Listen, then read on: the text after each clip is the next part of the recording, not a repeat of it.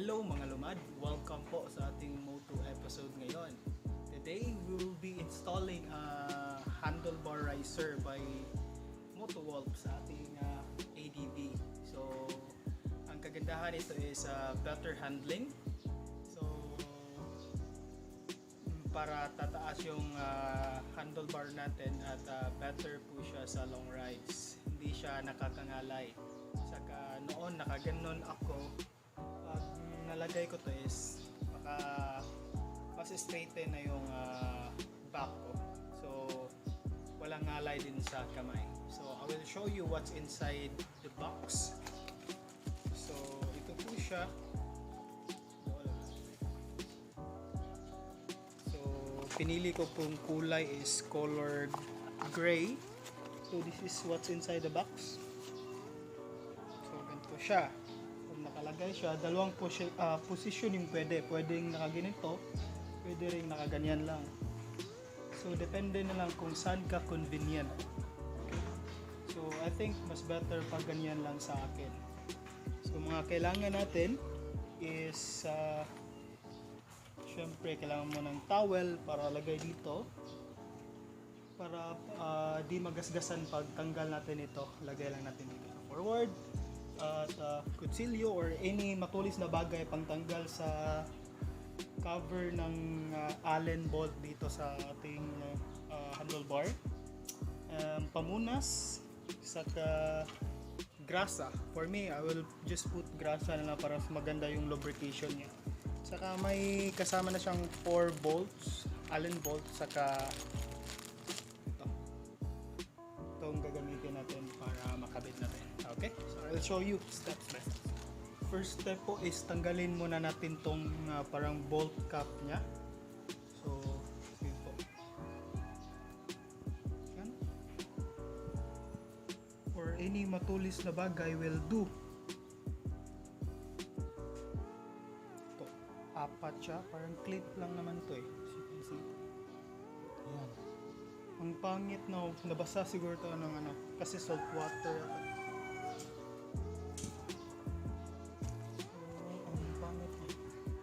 Tanggal this one.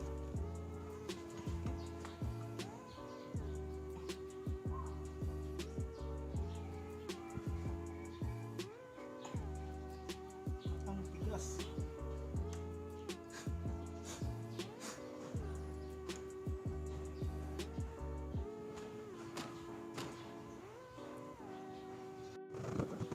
So ito po guys, kinalawang na siya. So naglagay pa ako ng W40. Sinoke ko siya ng minutes para matanggal ko siya kasi sobrang tigas talaga. So nasira na yung binigay nila na pangtanggal nito. Pero meron naman akong extra. So pangit yung quality ng stock kasi kinakalawang.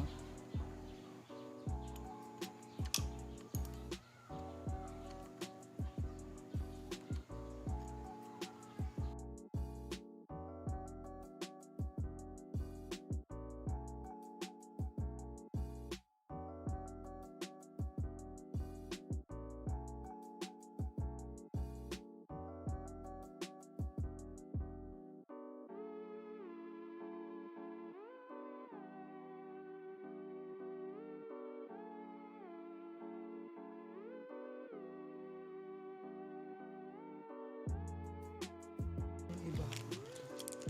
Bali walo siya lahat. Gagawin ko po is lalagyan ko siya ng grasa before ko mag-install para maganda yung lubrication niya. Konti lang naman.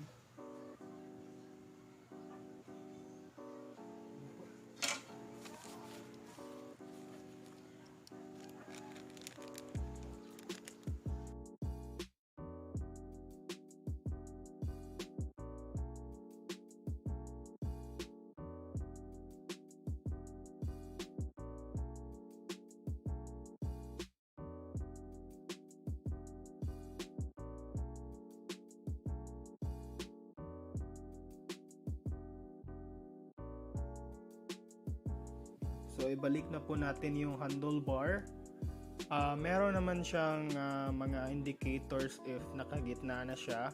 Tapos i-align nyo lang or ipwesto nyo lang kung saan kayo convenient yung degree ng incline niya.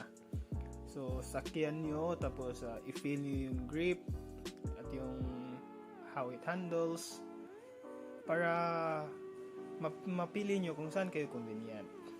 Saka after that is nilagay ko lang yung stock na takip na handlebar.